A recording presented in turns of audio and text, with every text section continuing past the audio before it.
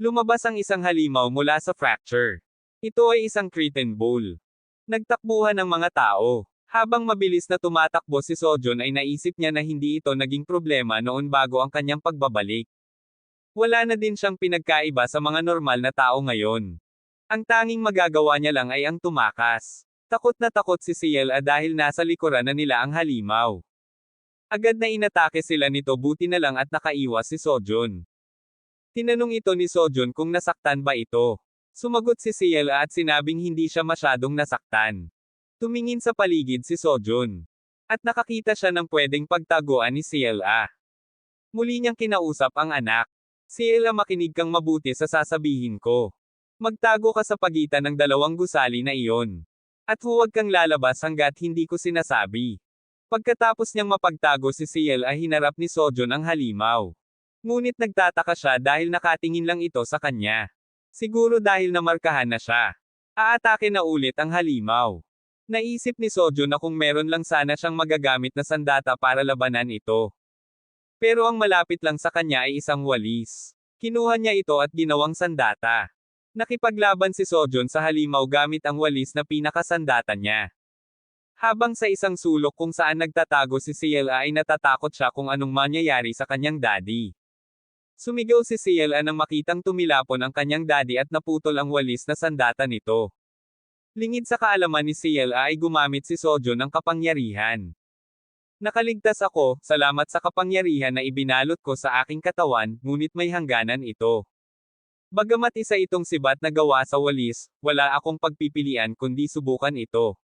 Aniya ni Sojun sa sarili. Wala siyang paraan para makatakas dito ngayon. Mula nang tumunog ang sirena, humigit kumulang 5 minuto pa bago dumating ang tulong. Kung kakapit lang siya ng ganoon katagal ay magiging ligtas si Ciela. Kahit na ang 5 minuto ay parang isang maikling oras. Maaari siyang mamatay sa loob ng 5 minutong iyon. Gayunpaman kailangan niyang gawin ito. Kahit napigain niya ang bawat patak ng kapangyarihan na meron siya. At kahit magpira-piraso ang katawan niya, maprotektahan lang si Ciela. Bago ang kanyang pagbabalik ay kulang siya ng purong lakas na kailangan para sa isang hunter. Dahil doon nagsimula siyang magtago sa likod ng ibang mga hunters. At ang kanyang pagkabalisa ay lumalaki araw-araw. Matapos ang desperadong paghahanap ng paraan para mabuhay. Kinabisado ni Sojun ang buong libro tungkol sa mga halimaw. At naaalala niya ang mahinang punto ng curtain bowl ay ang mga mata nito. Kailangan niyang matamaan ang mga mata nito kahit anong mangyari. Ibinuhos ni Sojun ang kanyang kapangyarihan at humanda ng pag-atake sa halimaw. Buong lakas niyang ibinato ang kanyang sandata patungo sa mata ng curtain bowl habang nasa isip niya na hindi niya hahayaan na makaranas ng higit pang mga kasawian si Ciela. Alam niya na hindi sapat ang naipon niyang kapangyarihan lalo na at nasa katawan siya ng isang normal na tao. At nababahala siya sapagkat sa tingin niya ay hindi niya nataman ang mata ng halimaw. Pero tumusok ang sandata sa mata ng halimaw at nagtaka si Sojun na paano nataman ito. Ice magic ba yon? Tanong ni Sojun sa sarili. Nagwala ang curtain bowl at lalo itong nagngalit. Dahil dito malapit nang gumuho ang gusali. Nakita ni Sojun na guguho na ang gusali at nanganganib si Ciela. Kahit hirap na hirap siya dahil sa mga sugat na kanyang natamo, ay dali-dali siyang nagtungo kung saan niya pinagtago ito. Ciela, tawag ni Sojun. Nakita niya ito nangingilid ang mga luha habang sinasambit ang salitang mommy. Ciela, ayos ka lang ba? Tanong ni Sojun. Tumungo naman ang bata. Mabuti naman kung ganon ang sabi ni Sojun. Natumba si Sojun sa harap ni Ciela sa labis na panghihina ng katawan. Pinipilit niya ang sarili na tumayo pero hindi na niya kaya. Kaya sinabihan niya si Ciela na umalis na at pumunta sa ligtas na lugar. Lalo na at nagwawala pa din ang halimaw. Buti na lang dumating na din ang tulong at nakita sila ng mga ito. Napansin ni Sojun ang mga marka sa mga ito. Sa tingin niya ay pwede na niyang ipaubaya sa mga ito ang laban. Sa ospital, dali-daling nagtungo dito si Anhai. Sa pagbukas niya ng pinto, hinanap ng kanyang mga mata ang mag-ama. Sumalubong sa kanya si Ciela. Ciela, ayos ka lang ba? Tanong ni Anhai dito. Ayos lang po ako pero. Nandito ka pala, biglang sabat ni Sojun. At napansin ni Anhai si Sojun na nakahiga sa kama na puro benda ang katawan at nanghihina. Hindi nasaktan si CLA, huwag kang mag-alala. Sabi ni Sojun dito. Sinubukan akong protektahan ni Daddy, sabi ni CLA sa ina. Nagpataka ng luha ni Anhay. Nag-alala si Sojun nang makita ito. Masyado ba akong nagkunwari na nasaktan? Tingnan mo, nakakatayo ako. Prank lang namin ni CLA ito, dali-daling sabi ni Sojun. Daddy, lagot ka, pinaiyak mo si Mommy, sabi naman ni CLA. Anhay, umiiyak ka ba? Tanong ni Sojun. Humarap sa kanya si Anhay na nagngangalit ang mga mata. Oo, umiiyak ako, gago, kasagot ni Anhay. At malakas na sinampal siya nito. Pagkalipas ng ilang oras ay minabuti ni Sojun at Anhay na lumabas. Umupo sila sa upuan na nasa ilalim ng puno. Salamat sa pagprotekta kay CLA, sabi ni Anhay. Hindi mo kailangang magpasalamat. Anak ko din siya. Kumusta na siya? Sabi ni Sojun. Nakatulog na siya. Sabi nung lola sa tabi ng higan mo ay titingnan niya ito, kaya wag mag-alala, sagot ni Anhay. Siguro natakot si CLA kanina. Mabuti naman at kalmado na siya. May gusto sana akong itanong tungkol kay CLA. Nung naka-enkwentro ko ang Cretan Bull kanina ay may kakaibang nangyari. Paulit-ulit ko itong iniisip. Sa tingin ko may tao na gumamit ng magic kanina. At sa tingin ko ay si CLA ang gumamit ng magic na iyon. Ano sa palagay mo, Anhay? Sabi ni Sojun. Sa tabi niya ay gulat na gulat si Anhay at hindi makapagsalita. Pinagpapawisan na hindi makasagot si Anhay. Teka, paano mangyayari yon? Hindi pa naman gaano katagal ang salitang magic. At kahit may gumamit ng magic, alam mo naman bata pa si CLA. Kailan ni Anhay? Tinitigan ni Sojun si Anhay at ramdam niya na hindi nagsasabi ng totoo ang babae. Anhay, tumingin ka sa mga mata ko at sabihin mo sa akin. Sigurado ka ba na hindi si CLA yon? Hindi malaman ni Anhay kung ano ang kanyang gagawin. Pumikit ang kanyang mga mata at saglit na nag-isip. Sojun, kaya mo naman isekreto, di ba? Ang tanong ni Anhay. Anak ko siya at hindi ako gagawa ng bagay na ikakapahamak niya, sagot naman ni Sojun. May tiwala ako sayo. Malamang si CLA ang gumawa ng magic na yon. Natatandaan mo ba yung dahilan ko nung nagpunta ako sa bahay mo? Sabi ko sayo na wasak ang bahay ko. Si CLA talaga ang may gawa nun. Nangyari yun dahil nawalan siya ng kontrol sa kanyang emosyon. Normal lang naman yun, pero kapag nagsalita na siya. Natatakot ako na baka kunin siya at dalhin sa laboratorio.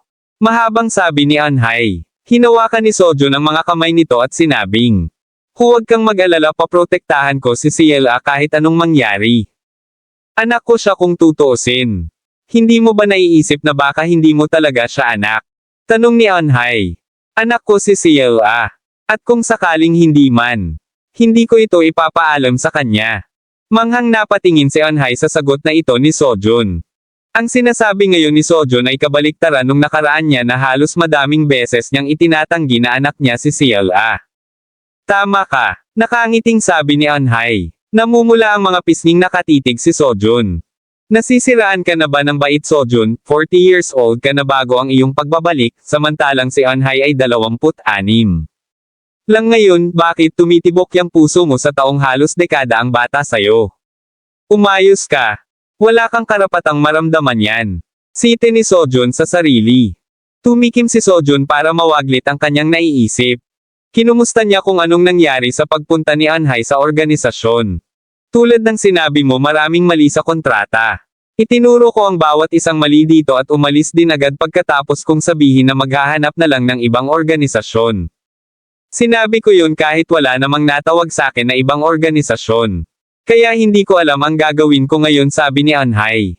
Sabi ko naman sayo, akong bahala sayo. Tiwala ka lang. Tuturuan kita ng top secret technique ko, sabi ni Sojun dito. Natatawa naman si Anhay sa sinabing ito ni Sojun. Kinabukasan maaga silang umalis at nagtungo sa isang tindahan. Sa harap ng tindahan ay naguguluhang nakatingin dito si Anhay. Ito na ba yung sinasabi mong top secret? Tanong ni Anhay. Oo, may workshop dito, sagot ni Sojun. Sojun, hindi ba ang mga workshop ay kadalasan sa mga mall o kaya naman ay sa gusali ng organisasyon? Balik na tanong ni Anhay. Ang presyo sa mga mall ay napakamahal. Kapag sa organisasyon naman kailangan ay miyembro ka nila. Basta sumunod ka na lang muna sa akin ngayon. Pagpasok nila sa tindahan ay nakita nila ang naggagandahan at iba't ibang uri ng armas. Tuwang-tuwa si Ciela nang makita ito. Sa isip ni Anhay ay isang ang pagawaan ang tindahan na ito. May mga customer pala, narinig ni Anhay na sabi isang lalaki. Maya-maya pa ay may humarap sa kanila na matandang lalaki. Sino kayo? Tanong nito. Nang makita ni Sojun ang lalaki ay napangiti siya. Bingo, nasa tamang lugar kami. Habang ako ay nasa ospital. Nagkaroon ako ng oras para alalahanin ang mga bagay-bagay lalo na kung sinong panday ang magaling at isa lang ang naisip ko kundi si Kang Chol-A na makikilala bilang isang pinakamagaling na gumawa at lumikha ng mga armas. Sabi ni Sojun sa sarili. Hello sir, ako po si Lee Sojun, naghahangad po ako maging hunter. Nakatungong sabi ni Sojun. Ikinagagalak ko pong makilala kayo, naghahangad din po ako na maging hunter. Ako naman po si Yo Anhay. Nakatungo ding sabi ni Anhay. Nagtatakang nakatingin sa kanilang dalawa si Ciela kaya ginaya na din nito ang magulang. Hello po, anak naman po nila ako. Ciela po. Nakatungo ding sabi ng bata. Napatawa ang matanda sa ginawa ng mga ito. Sigurado ako na marunong kayong magpakilala sa mga tao. Ang apelyido ko ay Kang. Ang pangalan ko naman ay Chol-A. Pwede niyo akong tawagin na Kang Chol-A. Natatawang sabi ng matanda. Tulad ng sinabi ko, ako at si Anhay ay naghahangad na maging hunter kaya, sabi ni Sojun. Hindi na pinatapos ng matanda ang sinasabi ni Sojun. Kailangan nyo ng armas, ano bang klase ang gusto nyo? Tanong ng matanda. Si Batang sa akin. Agad na sagot ni Sojun. Magaling kang pumili, sabi nito. Ikaw naman ihaano ang sayo? Tanong ng matanda kay Anhay. Hindi pa ako nakakapagdesisyon. Pwede ba akong lumibot muna tapos babalikan ko kayo? Sagot ni Anhay. Oo naman, marami kang oras para lumibot at tumingin ng gusto mo. Sagot nito. Habang lumilibot at naghahanap ng angkop na armas para sa kanya ay naisip ni Anhay na. Ang workshop na ito ay gumagamit ng mithril at dungeon na materyales bilang base nito. Mukhang mainam para sa mga baguhan. Sa isang banda naman ay nag-uusap ang matanda at si Sojun. Sinabi ni Sojun dito na ayon sa mga sabi-sabi ito ay isang napakahusay at veterano pagdating sa mga armas. Nakakita si Sojun ng isang pana at naisip niya na bagay ito kay Anhay kaya kinuha niya ito at ipinakita ito. Tinanong niya ito, Anhay, ano sa palagay mo dito? Isang pana, sabi ni Anhay. Anhay, marunong kang mag-focus at mahusay gumawa ng mga desisyon, hindi ka rin kulang sa lakas kaya sa palagay ko'y bagay ang pana na armas sa'yo. Paliwanag ni Sojun. Ganun ba ako kagaling? Sabi ni Anhay. Maari mo munang subukan ito kung gusto mo, ang sabi naman ng matanda. Hinawakan ni Anhay ang pana at humarap sa matanda. Hindi na po, okay na ito, susundin ko ang payo ni Sojun na kunin ang pana, may dahilan siguro siya kung bakit nirekomende niya ito. Sige, pero hindi ka magkakaroon ng buong refund o pagbabalik kung magbago ang isip mo. Ngunit palagi kang malaya na palitan ang armas. Sabi ng matanda kay Anhay. Inilista ng matanda ang presyo ng mga armas at ipinakita sa tatlo. Ito ang kabuoang babayadan para sa mga armas, sabi nito. Namimulog ang mga mata ng tatlo nang makita ito. Napakamahal pala nito, sabi ni Anhay habang hawak ang pana. Huwag kang mag-alala, may naipon ako. Di ba sabi ko ako ang bahala sa'yo, sabi ni Sojun. Sisiguraduhin ko na babayadan ko ito sa'yo, sabi ni Anhay. Hindi na kailangan, sabi naman ni Sojun. Ang sabi ko, babayadan ko ito sa'yo kahit gaano pa ito kamahal, muling sabi ni Anhay. Naririnig ni Ciela ang pinag-uusapan ng dalawa kaya nagtanong ito sa ina kung sobra ba itong mahal at pwede naman daw na bawasan ang ibinibili ng merienda niya. Nangangambang sumagot dito si Anhay at sinabing hindi naman sa ganon. Ayon sa pag-uusap nila kagabi, hindi sinasabi ni Ciela kung anong nararamdaman at iniisip nito. Sabi ng ibang tao mabait at maalalahanin ang bata, pero para kay Anhay parang masyado itong mature para sa edad nito na kung saan dapat ito ay sakam at nag-aalboroto. Siguro dahil wala pa siyang naibibigay dito. Gusto ni Anhay na ma-enjoy ni Ciela ang lahat ng gusto nito sa buhay. Narinig ng matanda ang sinabi ni Ciela kaya sabi niya sa sarili. O mukhang dapat bumili si Lolo ng merienda ni Ciela. Kinuhang muli ng matanda ang resibo at nagsulat. Natutuwa ako sa inyo lalo na sa napaka-cute nyong anak, kaya bibigyan ko kayo ng special discount. Natutuwang sabi nito. Nagulat sina Sojun nang makita ang resibo. Dahil ang presyo lang ng materyales ang pinapabayadan sa kanila. Kukunin nyo pa ba? Nangangalay na ang mga braso ko, muling sabi ng matanda. Agad na binayadan nila ito at sabay-sabay na nagpasalamat. Masayang lumabas ang mag-anak sa tindahan ni Kang Chol-i. Habang naglalakad, naisip ni Sojun na pwede na nila ituloy ang plano dahil may armas na sila. Tinawag niya ang pansin ni Anhai. At sinabi dito na maghanda na silang pumunta sa dungeon. Kinaumagahan ay maagang nagsanay si Anhai. Mabilis siyang tumatakbo, hawak ang kanyang pana. Itinutok niya ito sa puno kung saan nakakapit ang papel na pinaka-target. Gamit ang kanyang lakas, buong puwersa niyang painanan niya ang target. Nagulat siya nang makita ang resulta dahil tumama ito sa puno. Dumating si Ciela at Sojun na may dalang merienda. Tuwang-tuwa na tinawag ni Ciela ang ina. Magpahinga muna tayo saglit at kumain ng tteokbokki, aya ni Sojun. Sa ilalim ng puno ay naglatag si Sojun ng panapin para sila ay makaupo at inihanda din niya ang masarap na merienda. Habang sila ay kumakain ay nagsalita si Anhai. Dahil walang tao dito, ito ang magandang lugar para makapagsanay. Paano mo natuklasan ang ganitong lugar? Tanong nito. Isa ito sa mga top secrets na sinasabi ko sayo. Sagot ni Sojun. Isa itong tagong lugar sa loob ng bundok. Ginamit ni Sojun ang lugar noon para sikretong magsanay. Sa loob ng ilang linggo, ay itinuro ni Sojun kay Anhai ang basic at training skills. At nakapagsanay din sila bago tumungo sa dungeon. Habang sila ay nagsasanay, nagtanong si Sojun. Lubos akong humanga na nagawa mong tamaan ang puno. Sigurado ka bang first time mong gumamit ng pana? Bago ang kanyang pagbabalik, espada lang ang pwedeng gamitin ni Anhai dahil iyon ang polisiya ng organisasyon na kinabibilangan nito. Pero hindi mailabas ng espada ang talento nito. At sa kamalas-malasan ay naputol ang espada nito habang nasa labanan. Ngunit kinuha nito ang pana ng kanyang namatay na kasamahan at ginamit. Dito nagsimula lumabas ang talento nito mula noon. Kumusta na pala ang manya sensing training mo? Hindi maganda. Sinubukan kong ipunin ang manya tulad ng sinabi mo pero isang beses ko lang nagawa. Hindi ko alam kung kaya ko bang tumuloy sa dungeon, sagot ni Anhai. Mami, nararamdaman ko ito, turuan kita, gusto mo? Tanong ni Ciela sa ina. Anong nararamdaman mo? Tanong ni Sojun sa anak. Manya. Tuwang-tuwa na sagot ni Ciela. At ipinakita ni Ciela ang kanyang manya sa dalawa. Wow, nakakamangha Ciela. Pero dahil delikado kaya ikalat natin ito. Sumang-ayon si Ciela sa sinabing ito ni Sojun kaya tumayo ito at inihagis ang manya mula sa kanyang mga kamay. Siguro kailangan na natin mag-ingat simula ngayon, sabi ni Sojun. Kailangan natin ng mag-aalaga kay Ciela sa araw na pupunta tayo sa dungeon. Hindi natin siya pwedeng isama doon, sabi ni Anhai.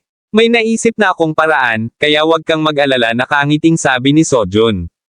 Sa isip ni Sojun, kahit anong pilit niyang baguhin ang mga bagay, may mga pagkakataon talaga na hindi umaayon ang mga plano. Araw ng pagpunta nila sa dungeon. Umalis si Sojun kasama si Ciela. Nagpunta sila sa bahay ng ama ni Sojun. Nakatago sa likod ni Sojun si Ciela habang nakaharap sila sa kanyang ama. Binati niya ito. Aniya sa isip, akala niya ay papayag agad ang ama kapag nakita ang apo nito. Pinangaralan siya nito nung kausap niya sa cellphone pero hindi niya akalain na magiging mahigpit ang itsura ng ama sa harap ni Ciela. Sojun, kaninong anak yan? Tanong ng ama. Anak ko po siya, sagot ni Sojun. Ang tinatanong ko kung sinong ina niya, muling sabi ng ama. Si Anhai, natatandaan niyo pa ba siya? Sandaling nag-isip ang ama at tumango. Tinanong nito paano ang kasal at sinabi ni Sojun na nag-propose siya kay Anhai. Muling nagtanong ang ama kung kailan ang kasal.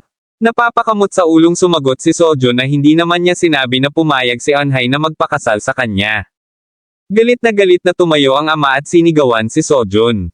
Magpapaliwanag po ako mamaya, sabi ni Sojun na pinagpapawisan. Nandito po ako ngayon kasi may pabor sana akong hihingin. Ipinakilala ni Sojun sa anak ang lolo nito. Agad naman lumapit si Ciela. Inilahad nito ang kamay at nagpakilala. Ako si Lolo Jaehwan, sabi nito. Hinawakan nito ang mukha ni Ciela na nagniningning ang mga mata nito na nakatingin sa lolo. Gusto ko sanang itanong kung pwede niyong alagaan si Ciela, sabi ni Sojun. Sinasabi mo ba na bantayan ko siya kahit weekend ngayon? Pagalit na sabi ng ama. Kung hindi niyo gusto ay hahanap na lang ako ng iba, muling sabi ni Sojun. Hindi. Hindi ko sinabing ayaw ko pa siga na sabi ng ama habang yakap si CLA. Umalis na si Sojun sa bahay ng ama at pumunta na ito kung saan sila magkikita ni Eunhae. Nagtungo ang dalawa sa tindahan ng orasan at alahas. Siguro dapat pala sumama ako sa'yo sabi ni Eunhae. Ayos lang yon. Malay natin kung ano pa sabihin niya sa'yo saka gustong-gusto niya si CLA sabi naman ni Sojun. Mabuti naman kung ganun sabi ni Eunhae. Umimik ang babaeng nasa harapan nila. Ito na yung size ng wristband na hiniling niyo sabi nito. Agad na nagpasalamat si Sojun at kinuha ito pagkatapos ay isinuot niya. Yan ba yung bato na nakita ni Ciel at tanong ni Eunhae. Tumango si Sojun at sinabing ito yung Manyalite. Sa isip ni Sojun ay binalikan niya ang nangyari nung nagpunta sila sa steel workshop ni Kang Chol-e. Tinanong niya ang anak kung may nagustuhan ba ito, at bibilhin niya bilang regalo dito. Natuwa naman ang bata at nagpasalamat sa sinabing ito. Itinuro ni Ciela ang tumpok ng basura sa isang tabi kung saan mayroon box na may maningning at magandang bagay sa loob at sinabing iyon ang gusto niya. Nagulat si Kang sa gusto ni Ciela dahil iyon ay mga naipon niyang basura na balak na niyang itapon. Sabi pa nito ay magaling ang mga mata ng bata dahil nakakita ito ng mahalagang kayamanan. Nagulat si Sojo nang makita ang itinuro ng anak dahil isa itong Manyalite. Ito ay isang marmol na umiilaw kapag may na-detect na manya na malapit. Ginagamit din ito sa paghahanap ng mga artifact sa dungeon. Kaya naman napakamahal ng presyo nito. Nang makuha ito ni CLA ay inabot niya ito sa ama. Nagtaka si Sojun dahil para sa anak ito. Ang dahilan ng bata ay curious lang daw siya dahil kumikinang ito at alam daw niya na gusto ito ng ama. Tuwang-tuwa na nagpasalamat si Sojun sa anak. Tumigil sa pag-iisip si Sojo nang magsalita si Eunhae. Pumunta ka lang ba dito gawa ng wristband tanong ni Eunhae. Dito ko lang pwedeng mabili ang wristband na ito, kailangan ko din ito bago pumunta sa dungeon. Bakit hindi tayo lumibot at tumingin na din ng mga damit ni Ciela sabi ni Sojun. Lingid sa kaalaman ni Eunhae ay may ibang kaganapan mangyayari dito. Habang naglilibot sila ay nakarinig sila ng hiyawan ng mga tao. O pamahal kita. Kasing taas ng Mount Everest ang ilong ni Song Suyen. Ang mukha ni Song Suyen ay kasing liwanag ng future ko. Hiyaw ng mga tao. Tumigil si Sojun at Eunhae para tingnan kung sino ang pinagkakaguluhan ng mga ito. Siya ba yung hunter na nasa TV palagi? Tanong ni Eunhae. Oo siya ay si Song Suyen sagot ni Sojun. Si Song Suyen ay isang hunter na nag-aanunsyo ng kanilang organisasyon sa mga programa sa telebisyon. Dahil sa angking kakisigan at kagwapuhan ay sumikat siya katulad ng isang artista. Nakatingin si Eunhae kay Sojun dahil hindi maganda ang tingin nito sa lalaki. Naisip niya na hindi siguro masyadong okay ito dahil na din siguro nasaktan ito sa pagprotekta kay Ciela nung nakaraan. O kaya naman ay natatakot ito papunta sa dungeon. Huwag kang mag-alala paprotektahan ka ni Nuna biglang sabi ni Eunhae. Anong Nuna sinasabi mo magkaedad lang tayo sabi ni Sojun dito. Hindi ko lang siya gustong makita. Dahil siya ang guildmaster ng knights na nagtulak kay Eunhae upang malubog sa utang sabi ni Sojun sa sarili. Nabili na ba natin lahat ng kailangan natin? Gaano katagal bago ang dungeon reservation? Tanong ni Eunhae. May kaunting oras pa sagot naman ni Sojun. At dumating na ang oras na iniintay ni Sojun. Biglang nagkagulo ang mga tao, hindi alam kung saan tatakbo para makalabas. Ano yun? Lumilindol ba? Muling tanong ni Eunhae. Nakita nila na may nabutas at gumuhong sahig sa gitna ng department store na kinaroroonan nila. Huwag mong ibaba ang depensa mo. Magsisimula na, sabi ni Sojun. Nagtatakang humarap si Eunhae dito at tinanong kung anong sinasabi nito. Nakarinig sila ng mga kakaibang ingay. Lumabas sa butas ang napakaraming halimaw. Ang sabi sa quest, ang dungeon ay nalikha na. Simula na ng special quest. Linisin ang dungeon. Give A ng department store.